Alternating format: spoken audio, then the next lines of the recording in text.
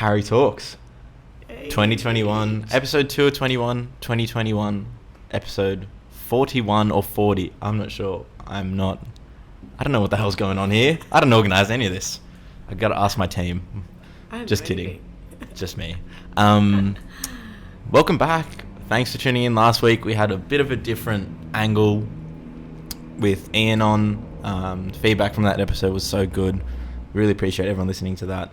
If you can still, I'll say this once again, go support his stuff. He's such a great creative mind, makes the coolest stuff, has a lot of cool stuff coming. So go, if you want to spend your money on something, your Christmas money, your grandma gave you that cash sitting in an envelope in your undies drawer, go buy some cool furniture, go buy some cool perspex. Please support him. If you don't though, I've got another fantastic guest that you can support. I've got another fantastic guest you can support. Someone who came across my radar last year, and I was just a bit like, whoa, hang on, this is cool, this is hot, this is new, and really grateful to have her on. It's Madam Empress. How are you today? I'm so good. Thanks for having me. Dude, anytime. Just to kick it off, how's 2021 been for you so far? I feel a lot of weird general angst for some reason across the world. But also, like, the flip side of that is a lot of cool, creative, positive energy because of that angst. So how's your 2021 been so far? My 2021 has been incredible. I think, like, I fully agree with you with the angst situation, because I think a lot of people, like, you know, last year was kind of, you know, all a mess for a lot of people, so they thought, okay, new year, new life, etc. But so I guess things are still the same. We're still in a lot of the same shit we were last year. But I don't know, I've taken it really differently. Like, I went away over the Christmas break, like, back with my family, just got grounded again, like, really just relaxed, evaluated, introspected, all that good stuff. And I came back and I just I guess I came back in the mind frame of, like, look, I'm just going to protect my energy, I'm going to work hard, and I've done that for the past month, and I'm feeling so good. Like, I saw my friend Zara the other day. She walked in, she was like, man, you are glowing. And it's truly because I've just made choices that I'm just like, nah, this year we're working hard, we're getting rid of any toxic things, any things that weren't serving me, and I'm feeling good. I'm loving 2021. Huge. I'm going to do this for life, actually.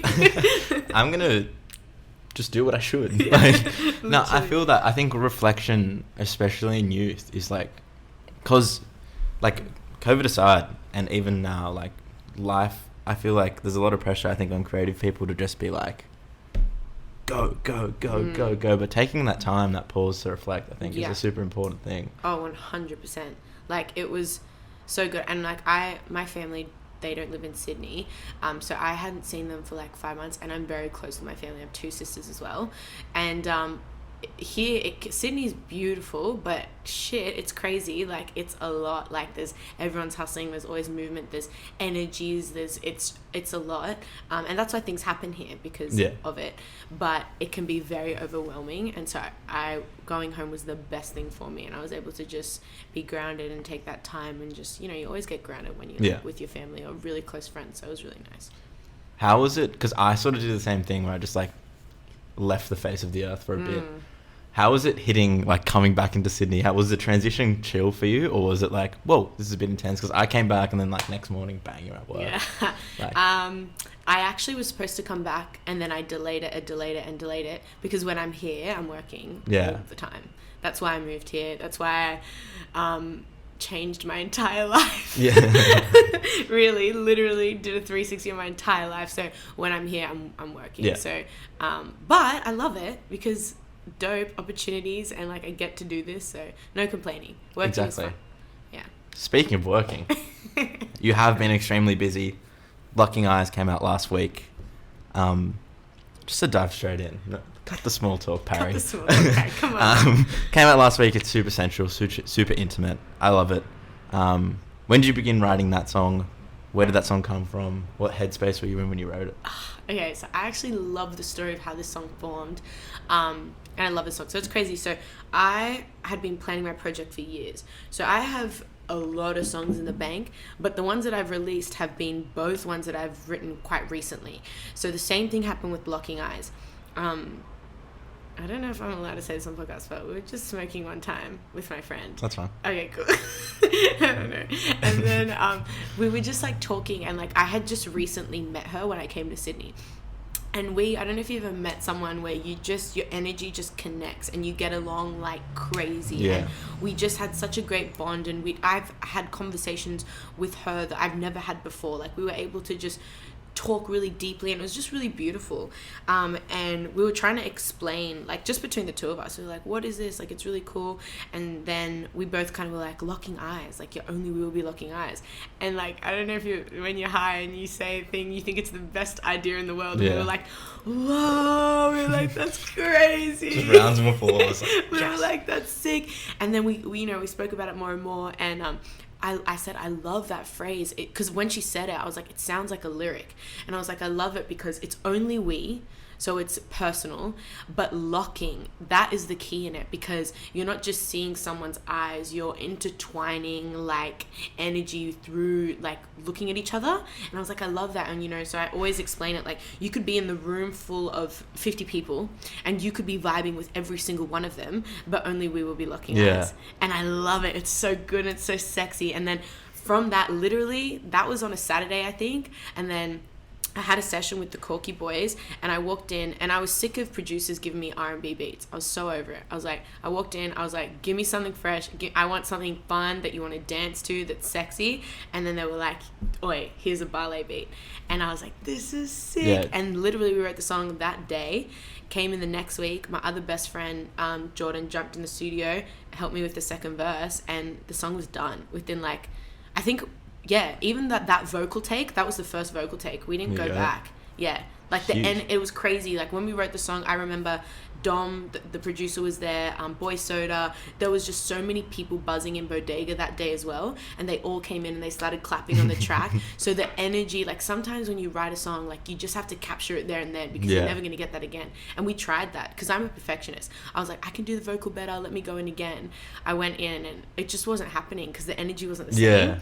So and so then the rest of the song, I just took a romantic spin on it and talked about like my other romantic relationships and put that in and just twisted it. But I love that song formed from a friendship. It's so sick. Beautiful. And there's so much to unpack though. We're just going to unpack the hell out of that whole spiel because I loved it.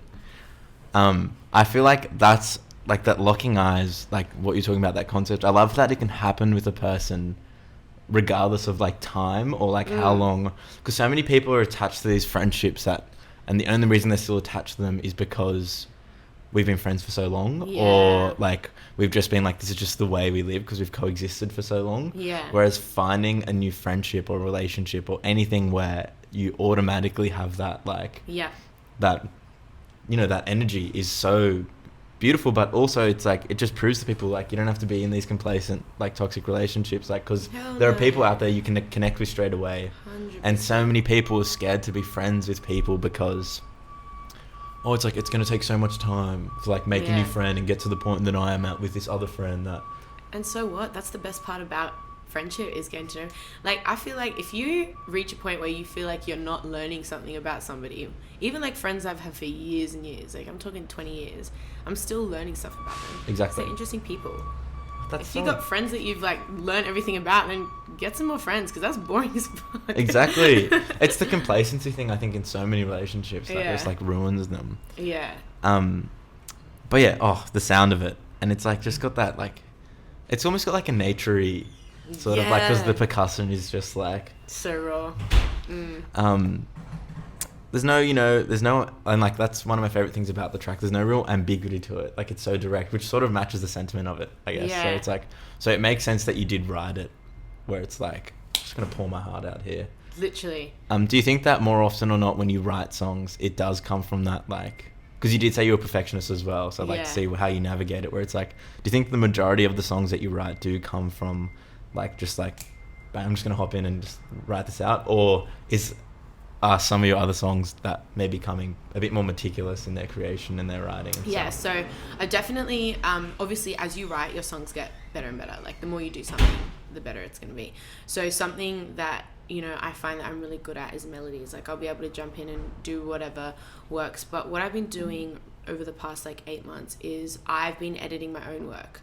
So I'll do whatever first comes to mind, edit it. Do whatever, then edit again, then edit again. So say if I'm in the studio and I think of something, I'll like sing it and I'll be like, nah, Sinead, you can do better. And then I'm editing my own work, and then I get people I trust to do it. So it's kind of like I get in the studio, we do it, but now it's come to a point where it's like, I want to incorporate this and this, especially when it comes to lyrics. I'm like, let's make it, we can always get better. Sharpen your pen, etc. Exactly. So yeah. Practice makes perfect. 100%. But the Locking Eyes is very raw. And sometimes, what I'm working on at the moment, I'm realizing like sometimes like if it's said simply, then it's best said that way. Yeah. Sometimes we don't need it to be very convoluted and all like, I know, analogies and shit. Sometimes it's just like straightforward's always just best, especially in music, I do think though there is a beauty in like the way someone can tell a story where it's just like you find it. You find it after 100%. like even you could be like loving a song for like months and months and months, and then like something will click, like, I had no idea that I enjoyed that song because this rapper was talking about this, or like, I get that all the time. Like every time I listen to J. Cole or like Frank's album, for example. Yeah. Every time I listen to it, you can learn something new. Yeah, still it's to so this beautiful. day. It's been out since I was in year 7, I think it came out, and I listen to it all the time. And every single time, like, shit. Okay, so he's talking about this here, and then like, and you can grab everything, and that is when you know art is good, because then like it's evolving, even though it's like same. And stands the test of time as well. Yeah, 100%. Oh yeah, I saw this TikTok where it was like me listening to all the songs from my childhood and realizing they're all about sex. It's like, oh. So it's that thing as well, almost, where it's like you can reel someone in, and then all of a sudden it'd be like, whoa. But I always think that. But the thing is, like, my first single, like, Come On Over, everyone's like, oh, it's a booty call, blah, blah, blah. And obviously I can see how that's the case. But I never wrote it about that. So sometimes the artist isn't writing about what you think they're writing it about, and it's just your perception or interpretation of the lyrics in the song. Oh, here's a question where I put myself in a bit of a corner. With your songwriting, and on the point you just made as well, where it's like, how do I even put this in a way without making myself look like an idiot? Nah, who cares? Where it's like, I don't feel like an artist should have to talk about what they meant behind a song, what they felt behind a song. Yeah. Because each individual person will experience a song differently. 100. Which is sort of counterintuitive to what I'm doing up here. So it's fine. Sometimes it's nice. Yeah, sometimes it's nice. Alright, I'm more unpacking your spiel before. That bodega crew. Yeah. Where it's just like the energy, and I feel like sort of from the outside as well, watching from the outside, I'm like, oh, something special is happening on Parramatta Road. Talk about that crew, talk about that group of people, like, so how do they make you feel? They make me feel so good. I'm pretty sure they all like, I walk in, they're like, hey queen, all of them.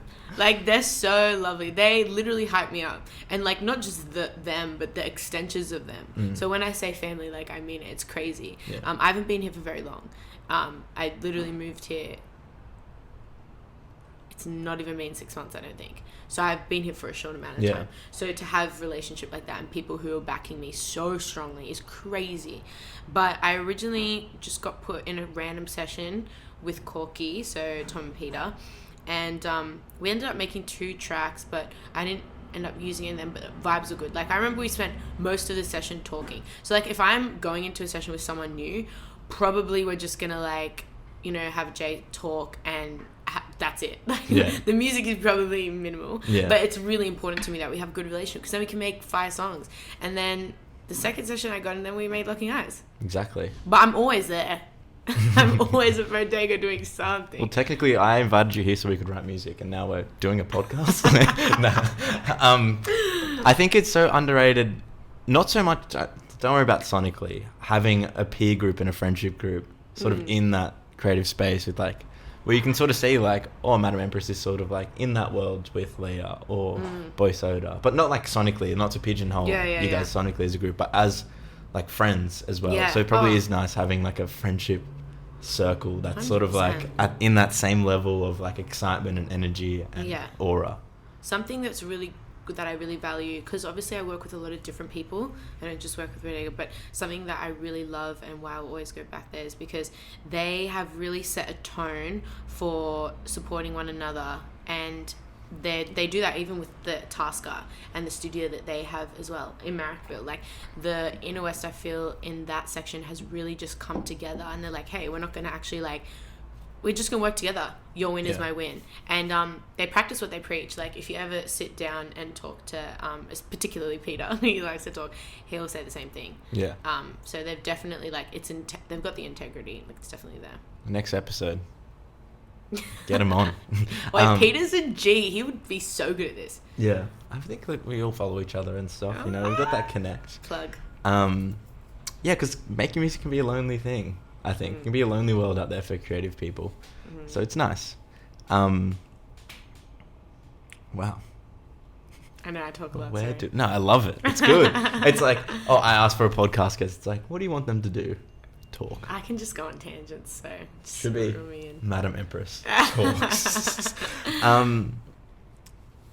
So many places we can go. I'm going to strip it back a bit. Let's pull back time, because you say, you know, new to Sydney, and you've been writing music for a very long time, and starting a project is daunting because you're putting a lot on the line. You're putting your heart on the line.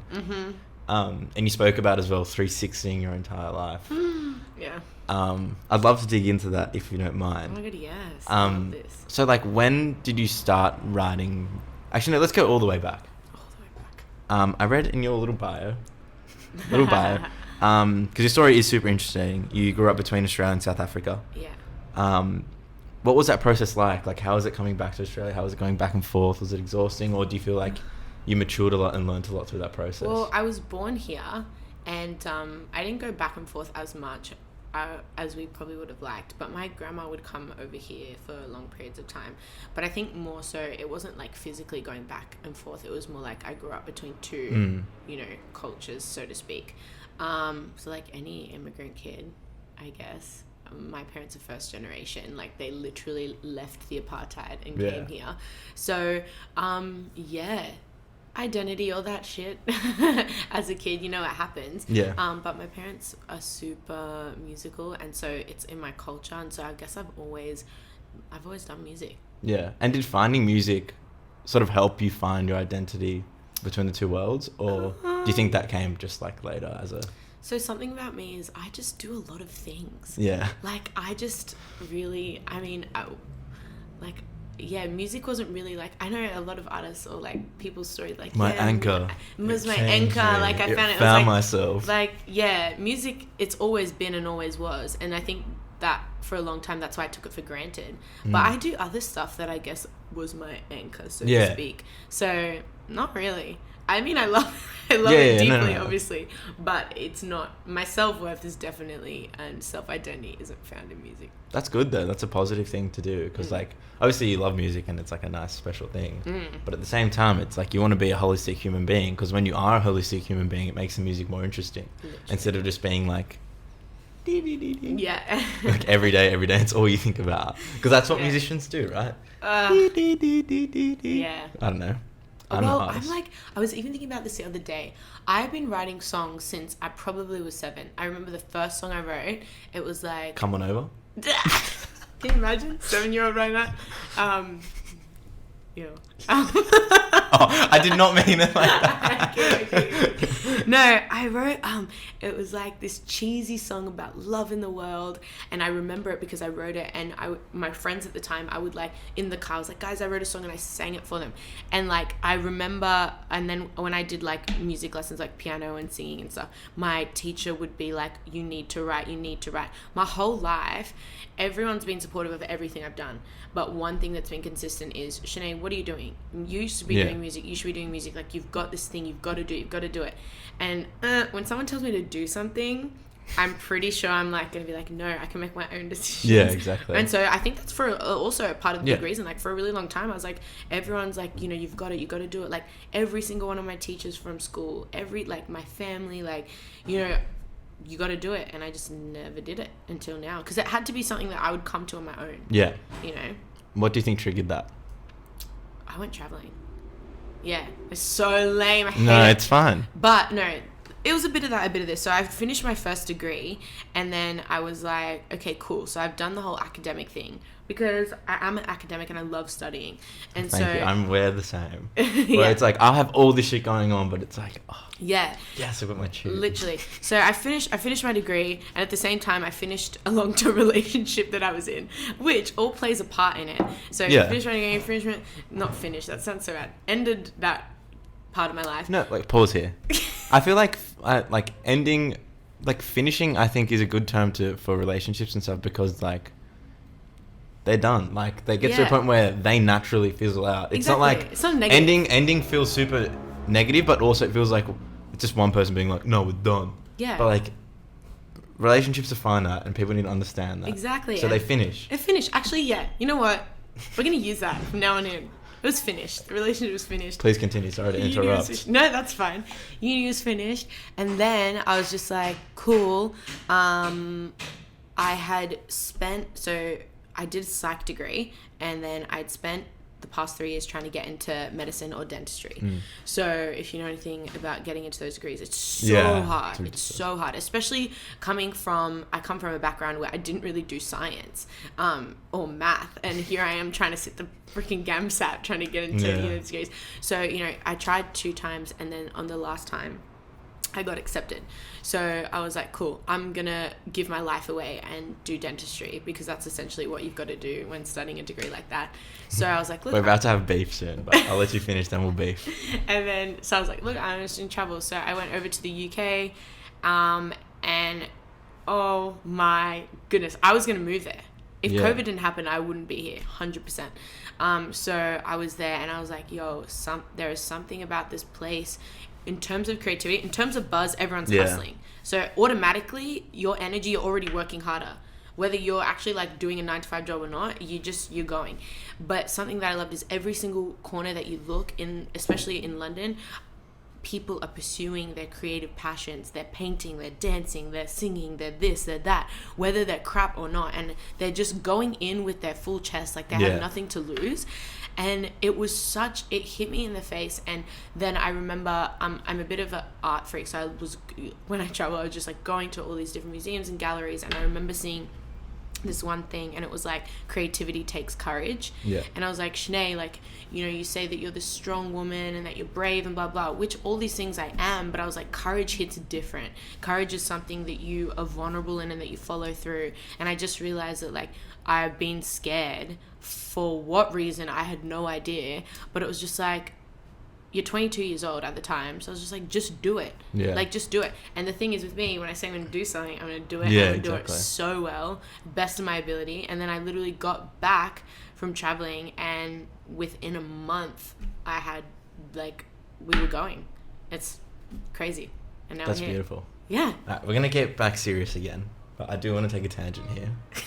Please. About giving my life away? No. Oh. About dentistry. Yes. I don't even think I've spoken about this on the podcast, but everyone that knows me, I don't mind going to the dentist because I take excellent care of my teeth. But absolutely, you have beautiful teeth. I hate dentists. Why? Because they scam you, they try to take your money, try to get you on x-rays when you don't need them. Oh, they're cheeky. They're the cheeky. x-rays that you don't need them, let me explain that. So every 2 years you should actually technically get your bite when every 2 years, you exactly. have to get them because but 2 years. Every 2 years. So you should know. So as the responsibility, you go in, you go, hey, I had them in 2018, I don't need them, blah, blah, blah, etc., etc. But it's really important because it can reveal so much about your health of your gums and things that are going on. This is the problem with patients, not like yourself, but probably a lot. Whereas they come in after they haven't done their x-rays because they go, nah. They haven't looked up their teeth and they're like, fix me. And then the bill's $1,000 and they go, why is it so expensive? It's like, if you took the precautions, if you floss, we wouldn't be here, Janice. Janice, that's a good one. You know? Yeah, okay. Oral hygiene, brush your teeth, floss every day. Dude, the flossing, I never used to floss twice a day. You gotta floss. But my teeth felt physically stronger after I started flossing. Yeah. It's a game changer. It's ridiculous. Teeth are incredible. I love it. What the hell are they? Like, what the hell are these things? Why do they exist? You need them. Teeth, nails, and hair. Weird. Oh, stunning. What are they, though? Teeth are actually crazy. Anyway, because I'm I'm getting teeth so for ages. sidetracked. I definitely could. Obviously, very passionate about it.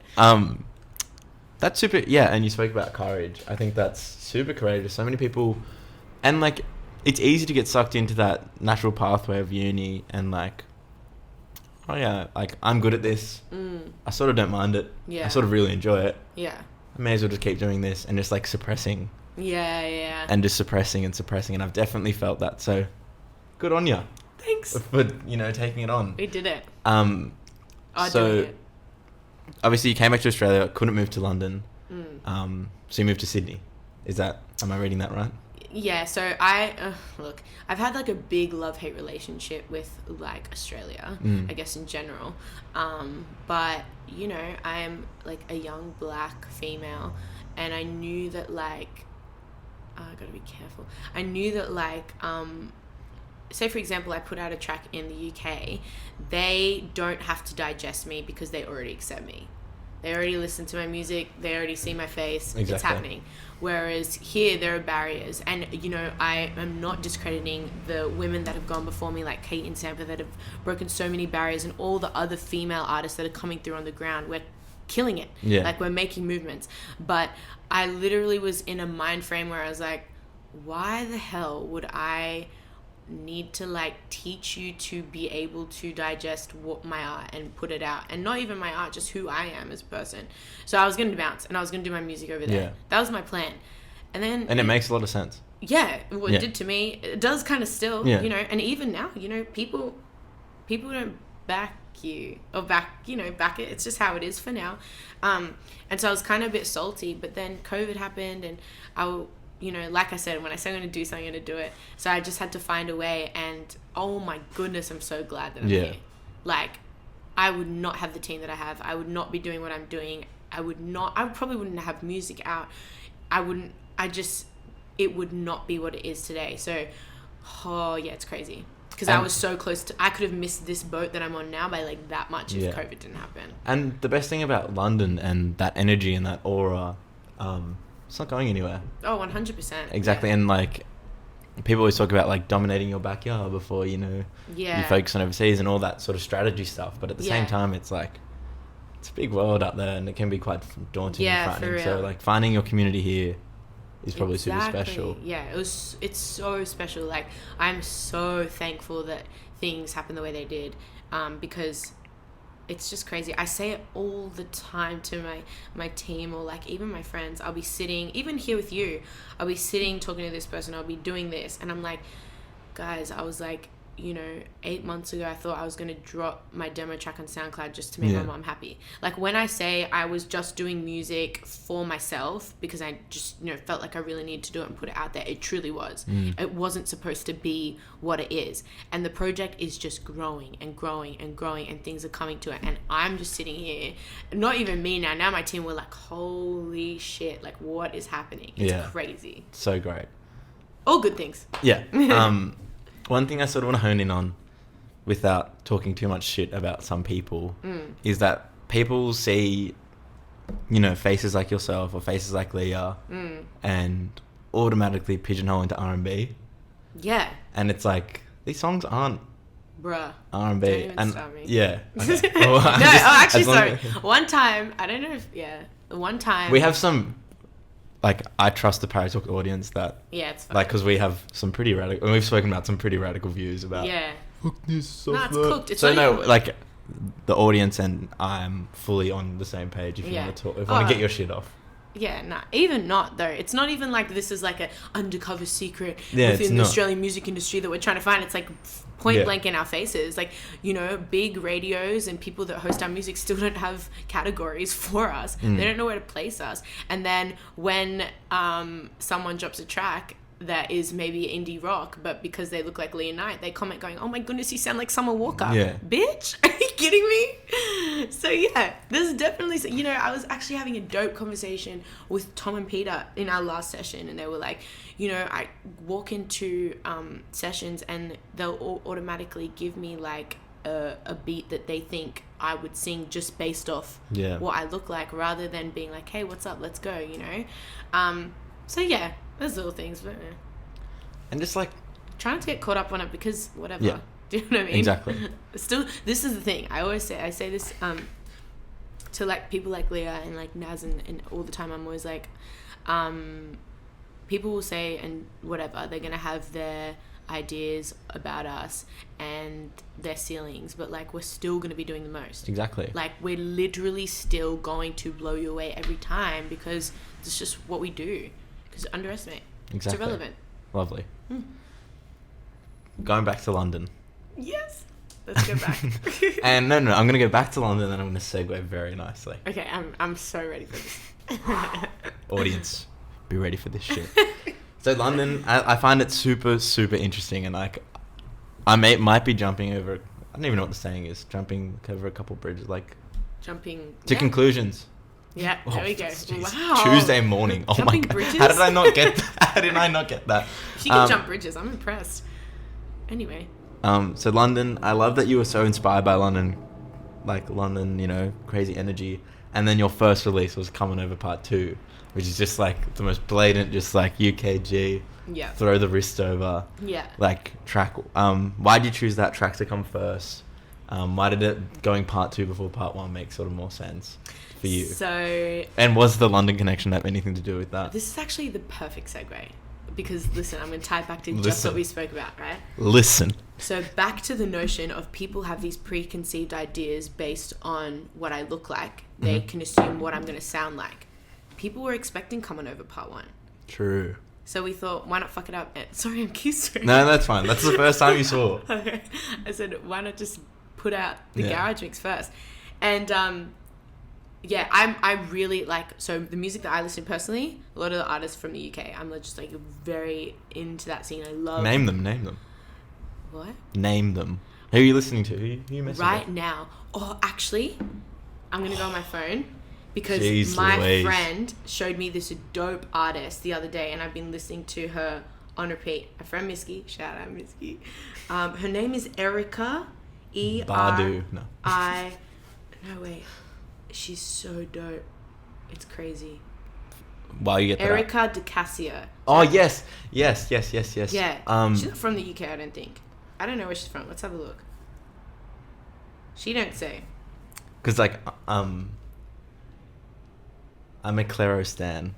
Oh, yeah.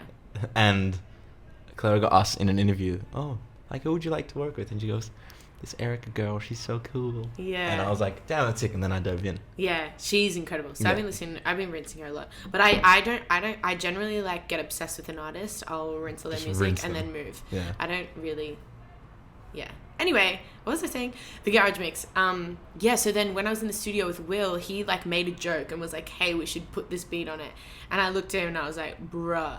I was like, that is fire, right? Yeah, so then the whole rest of our session, we're sitting, we've got Coming Over Part 1, Coming Over Part 2, and we're going, which one should we do? Which one should we do? Which one should we do? Which one should we do? We are literally we were there till 4 a.m, messing with the BPM, just the little things, which one should we do, which one should we do? And then, ¿por no con los dos? Why not both? Exactly. Lovely. And they sort of make sense together because it took me, and like, call me an idiot. But when Part 1 came out, I didn't put the two together that the first one was like a remix or like just a different version because they do sound so different. Yeah. And I had to think about, is she saying the same words? Yeah. Like I had to think about it. I love that. So it makes sense though that they can come out together, and they're such separate entities, I think, for me anyway. Yeah. Just the way that I am a garage frother. Yeah, me too. With just like, because it's almost like the overlap between the rave scene, like in Sydney, just the way it's like sort of shifted towards a lot of glitzy garage stuff, and then like garage is coming. I mean, when you go clubbing in the UK, that's all they play. Yeah, garage and Afro. I get so many TikTok recommendations of like people playing D&B in their car and stuff. Like I'm like, what do you think I am? Like, no Brit. Nah, it's good. Have you watched People Just Do Nothing? No, what's that? Oh, it's like this TV show. It's on Netflix, where it's like not like a mockumentary, but they follow this crew and they have like a pirate radio station in London, and they're like grime MCs. It's absolutely People hilarious. Just Do Nothing. Yeah, I hope I got that right. I'm sorry, but the title of that is insane. Yeah, I'm dying for that. Corrupt FM. Yeah, definitely check it out. Yeah, I will. But yeah, no, that makes sense though with the Part 2, because it was like, as a debut record, it was like, whoa, like this comes in hot with a lot of energy, and it did leave everything on the table because it was like, what could come next? Like you just didn't know. And I feel like people are always going to think that. Yeah. with the project. Definitely. Even after this song, they were like, you did garage, you did R&B, and you did a ballet song. I was like, what is happening? It's so, and like, I even wrote this down. Yes. Where I was like, I know, prove it. Like, your music is definitely boundaryless. I'm reading here. Yes. Really you know, there's Boss Garage Cart, classic R&B cart, Looking Eyes, you know, you've got that groovy tinge to it, that dancey sort of tinge to it as well. It's super diverse, but for me, it makes sense. Yeah. Like, why do you think the 3 songs you have out now, even though they are sonically so different, why do you think they make sense together, like, oh as my the first 3? This is such a good question. Seriously. Look. It's my favourite question I've been asked ever. And this is how I'll explain it. Ever. This is how I'll explain it. So, I, a while back, because, you know, for a long time, this project is forming as I'm going to. I'm learning about it, you know, and what it means to me, etc., etc. But, like, I, as an individual, like to do a lot of things. So it would just make sense that would translate into my music. But I was really worried because I was like, man, what is the consistency? And we were playing, so I have a bunch of songs and I was playing up for a bunch of people and we were going through them. Wasn't invited. Yeah, I'm really sorry about that. Sorry about that one. And they were playing it and this guy at the end, like, he said this comment and it was fully just like, yo, thank you for saying that. I really appreciate it. Because for a long time, no fresh ears had heard my stuff. So then for the first time, all these people, you know, listening, and he goes, all your music changes, but the one thing that is consistent is you. He's like, you are so strong and vulnerable, yet it's sexy, and it's the Madam Empress, like, you as the artist is the one consistent thing. And I was like, that's it. That's the consistency.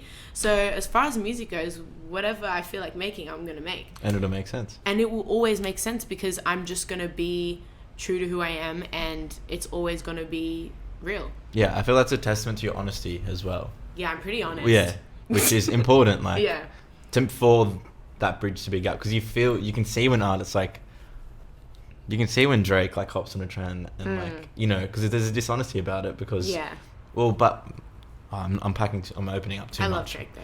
Yeah, same. And like, is he the GOAT? He's one of them. I love Drake. Oh my goodness. No, but like, you can hear the inauthenticity where, like, it just, like, you put 2 songs in his discography next to each other, it's like, what the hell's going on? Whereas with just comparing you to Drake, I know, I feel so small. You're better than Drake, alright? Oh, that was lovely. Yeah, is that a good way to explain it? It's the best way to explain it. Cool, I'm gonna whip that out next time someone asks me that dope-ass question. Dope-ass? No other journalist will ask you. No other platform will give you as good an interview as this. This is true. This is Parry Talks. This is Parry Talks. Acclaim? Who are they? Purple Sneakers? What the hell? What the hell? Emma. She doesn't know what she's doing. No. Just kidding. I love you, Emma. Emma. Shout out Emma. Shout out Emma. I was like, she's the best. Yeah. I didn't even know who Emma is, but I feel bad. Because I feel like she's one of the only people that could give you a better interview than me. Oh, all right, let's go, Emma. Let's go. I sort of want to end that because that's a beautiful way to end the serious part of our conversation. For real. Now to the fun part. This is my favorite part of it. I was having fun this whole time. I know, so was I. Okay, cool. No, but it's in like the... Yeah. And Parry Talks, the big thing about Parry Talks, and one thing I've found about me and my listeners and my friends, we all share one thing. Oh, God. It's a love of food. Oh, my goodness, yes, let's go. All right, good. So, well, you're sort of new to Sydney as well, so this might be a bit of a fresh perspective as well. Yeah. What's your favourite, like... Oh, no. We'll start... Not Sydney. We'll start general. What's your favourite, like, takeaway? Like, proper takeaway? Like, Macca's, KFC, Subway, all that stuff. What's, like... The cheat. You know what? Like I love food so much, but I'm just going to be the worst at this. Okay, so I'm just going to talk about my whole life eating, because at the moment I'm vegan. And that's going to ruin things. No, it's not. It is to me. We have vegan listeners. Shout out vegan listeners. I actually really like doing shout outs. It's really fun. I always wonder people on podcasts, I was like, shout out this one, shout out. I'm like, that's so lame. Who have we spoken about? Who can we give shout outs to? Emma. Cocky Buchek. Done. We spoke about Leonite, Boy Soda. That's right here. Boy Soda might be Drake. Shout out Drizzy. Shout out Drake. He's listening. Good friend of the show. Boy Soda. There's a rumor. I've heard a rumor about Boy Soda. That I'm trying to date him. No. Oh, I'm really trying. He might be. The way that I'm putting this on a podcast is crazy. Because I was just about to say he might be sitting in that seat soon. He might be. I've heard a rumor. Oh, yeah, I know that rumor. I fully stitched myself up. Nah, I'm not trying to date him. I'm trying to marry him. He's the most beautiful man on the planet. Oh my goodness. If you ever have the chance, I literally just like adore him. No, he's coming on. His music is incredible. You're going to love him. I've known him for ages. Oh, well then you know what I'm talking about. All too well. Ugh. Anyway, I always make a joke. I'm like, so we're going to date now. And he keeps toning me down. But one day, persistence is key. Dating is so like... To all the listeners, persistence is key. No, it's not. Like, respecting people's boundaries is key. And, like, acknowledging when people say no is key. And he didn't say no. He just laughs. Okay. That's plenty lead to work with. Anyway, shout out to Boy Soda. What's your favourite type of soda? Oh, my goodness. Do you drink soft drink? No, but I can partake in conversation. I really like Solo. Okay. But then sometimes I'm dying. Like, I'm just like, I really want Fanta. Like Sunkiss. Oh, that goes down so well. But I hate Coke. Get away from me. I rebuke thee. It's not good. I like Pepsi Max way more than I like Coke. Wow, and there's a difference? Is Oh there? my goodness, is there a difference? Yeah, I don't drink either. I actually drink soft drink, but if I were to, it would be one of those two. Okay. You know what? Fine. I'm sorry. I'm joking. I drink it if there's alcohol in it. Really? I don't really like a strong fizzy like a drink. lemon lime bitter. No, vodka lemon lime bitters. That's actually when I drink Coke. There's a Coke in Long Island iced tea, isn't it? Aren't Long Island's iced tea the ones that just like murder you? Yeah, but I'm pretty sure it's Coke. Actually, I could be so wrong. No, I don't think so. It's brown though. Yeah, because that's all the liquor in it, isn't it? Yeah. Liquor. So American. Liquor. Soda. Anyway. You know what my favorite soda is? Yeah, what is yours? Boy Soda. Oh my goodness. I'm gonna flirt with Bray. Yeah, you should. He might not go for it, but... Food. Food. Stop Yeah, distracting wow. me. I know, you're distracting me. What is like... Well, no, let's go vegan. Like what... Let's not go fast food. We'll go like takeaway. Like what's like... Oof, Oh my goodness, yeah, I could okay. just do a number on this right now. Alright, I did this 2 nights ago. We got like dumplings. Oh. So eggplant dumplings. Oh my goodness, don't Okay, start. we got vegetable dumplings. Where from? Give the place a shout. From the Chinese... What's it called? Restaurant? The Chinese restaurant? In Where is it? Newtown. On Emerald Road? Yeah. Yeah. What's it called? The Master. The Dumpling Master. Dumpling Master. What the hell? I'm surprised I haven't seen you there. Wow. That's my crazy. spot. Yeah. Anyway. So, Wednesday nights with Parry. If you know, you know. Oh, do you go there every Wednesday? Sometimes. Wow. anyway. Dumplings, yeah. So eggplant, I like Okay. shallot pancake. I always get the Ooh. garlic broccoli. Okay. Oh my goodness. That shit Okay. goes off. I share my love for this venue. Oh, it literally goes off. Honestly, because there's a studio across the road that I always work at. So every time I'm done, I always go there. Yeah. It's not, yeah. What else do I really like there? The eggplant? Here, the fried eggplant? Yeah, I've been getting it steamed. Okay. Oof. I don't know. Just allow it for a bit. I will. This has been great. Final question, and I ask this to everybody. Is that food? No. Oh, okay. It's We moved that. two more, like one more serious question, and then one sort of another fun question. Okay, cool. Stunning. Madam Empress, Yes.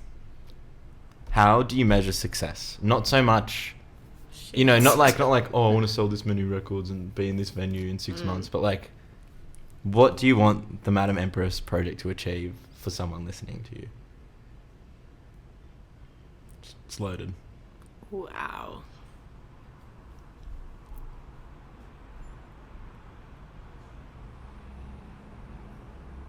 I think I'm at a point, like if I'm being 100% honest, I'm figuring it out. Yeah.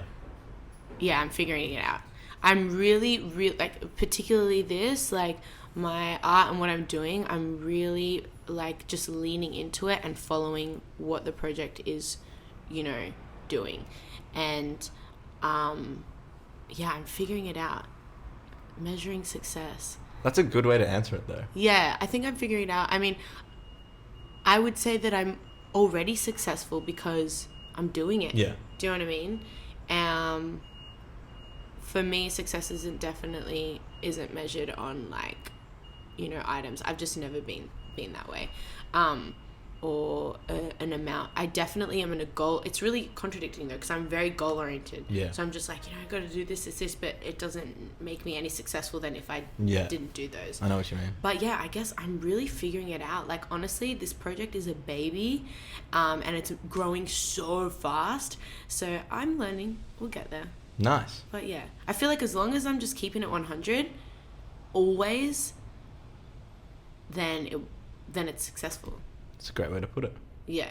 Well, then that's how you measure success, how honest you are with yourself. Yeah. Hey, look, see, I'm learning.